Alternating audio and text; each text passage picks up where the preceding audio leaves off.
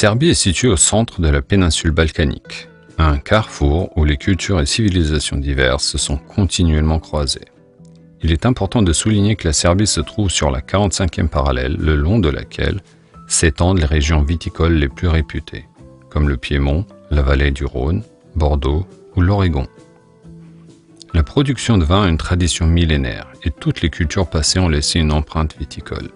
Les tout premiers vins sont liés à la période antique, notamment au nord de la Serbie sous l'influence des Romains et de l'empereur Marc Aurèle qui au IIIe siècle érige les premiers vignobles le long du Danube, alors que dans le sud de la Serbie, les premières productions ont vu le jour sous l'influence des colonies grecques.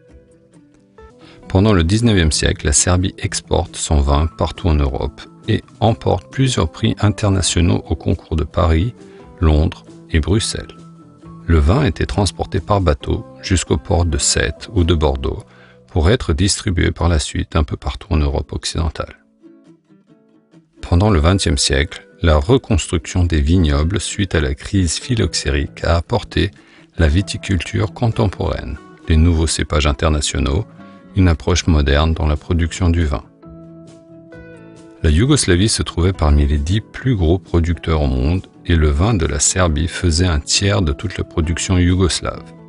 Malheureusement, pendant les années du communisme, la viticulture a subi des dommages considérables, l'État privilégiant la quantité au détriment de la qualité.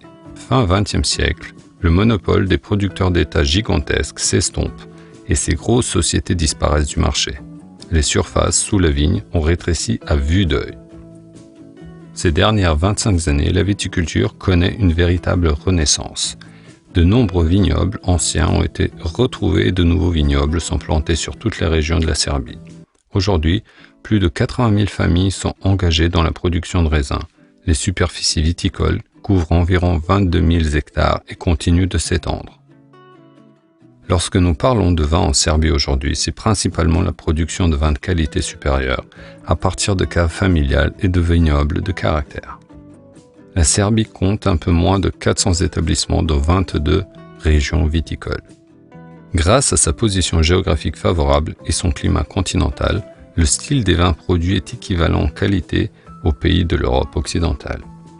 La Serbie peut également se vanter de vignobles vieux de plus de 100 ans parfaitement conservés, dans lesquels sont représentées des variétés locales, Prokupac, Kadarka, Plovdina, Smederevka, Kreaca, Tamljanica, Grašac. Les amateurs de vin peuvent aussi découvrir les nombreuses régions viticoles dans lesquelles sont cultivés des cépages internationaux.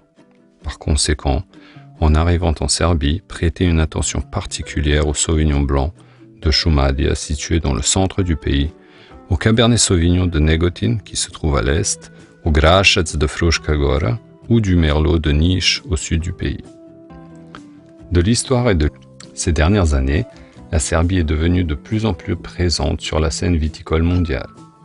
Il n'est plus rare que des vins serbes obtiennent un succès notable sur les plus grands salons, festivals et concours du vin du monde.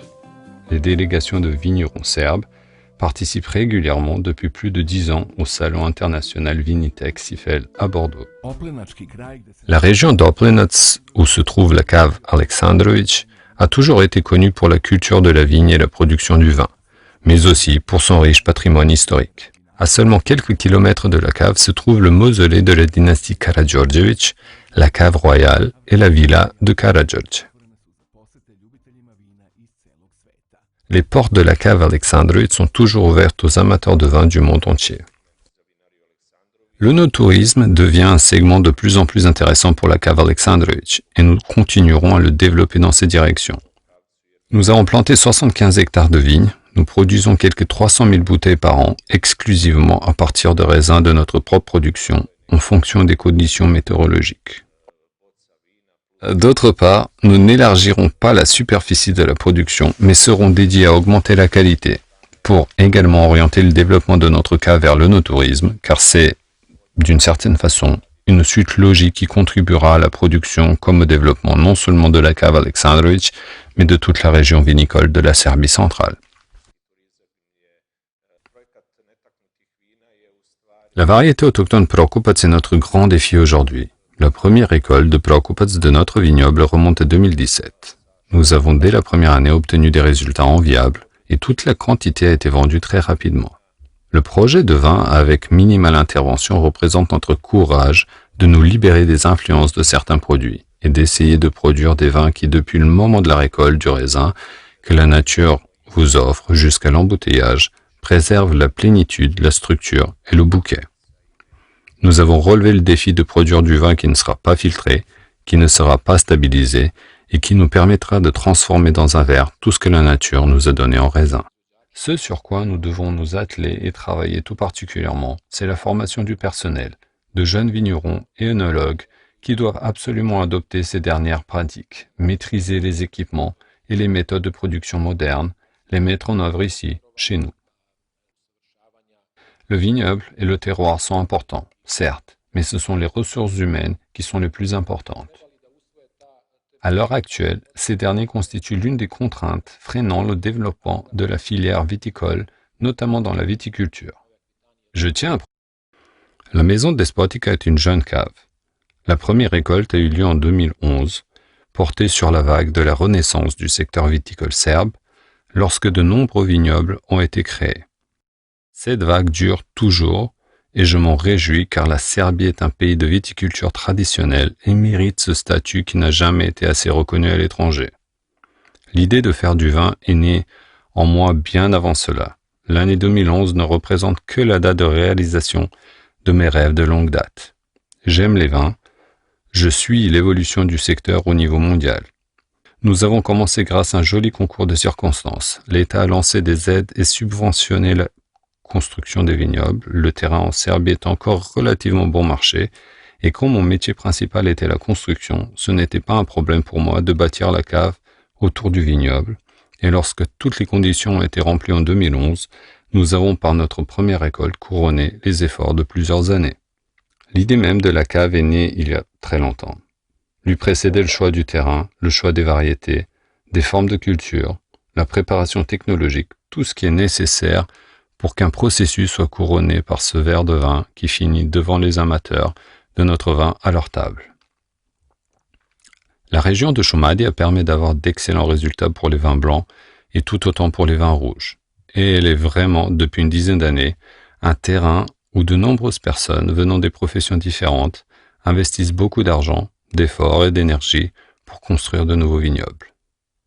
L'association des vignerons de Šumadija a commencé avec 13 établissements vinicoles, alors qu'aujourd'hui nous comptons 29 membres. C'est un progrès considérable pour une période de 7 ans seulement. Ce qui est peut-être encore plus important, c'est que ce n'est pas seulement un pas en avant par rapport à la qualité et au fait que nous sommes plus nombreux et que de nouveaux vignobles ont été érigés, mais il s'agit notamment d'un pas en avant par rapport à la qualité du vin. Aujourd'hui, les vins de Šumadija sont haut de gamme et nous pouvons en être fiers en Serbie comme à l'étranger.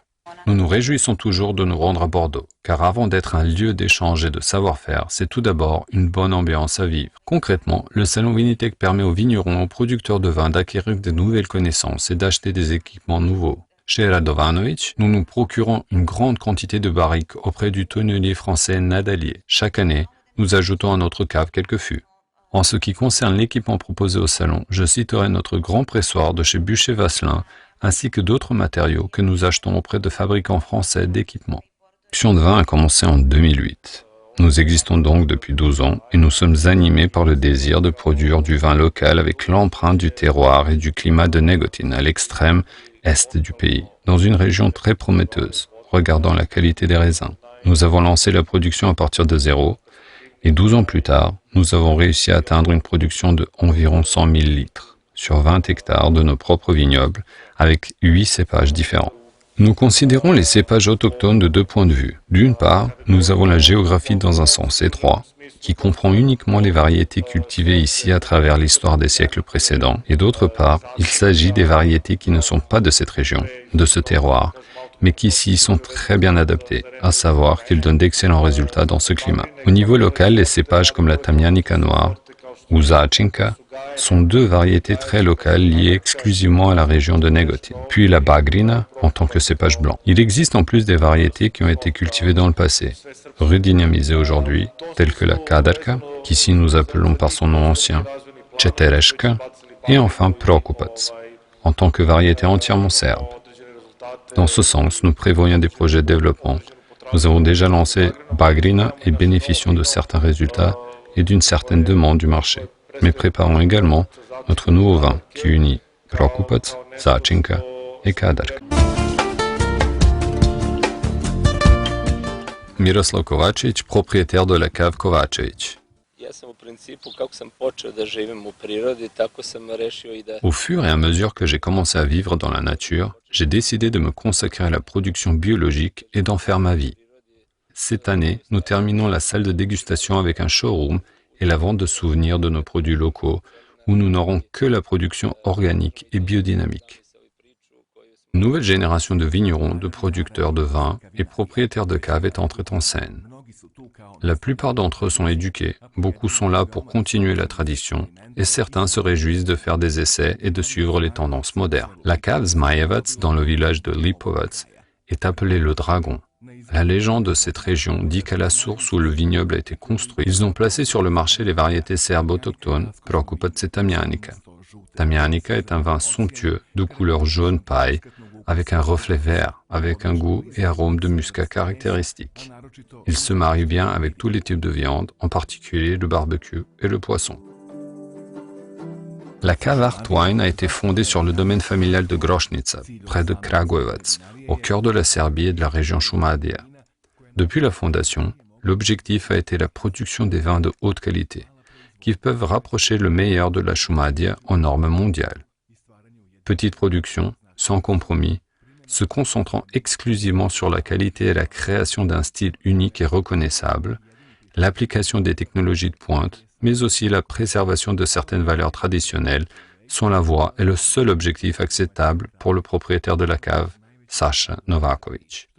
Vous vous trouvez actuellement dans l'oasis viticole de Grošnica dans la cave Artwine, qui appartient au vignoble de Kragujevac et la région viticole de Šumadija.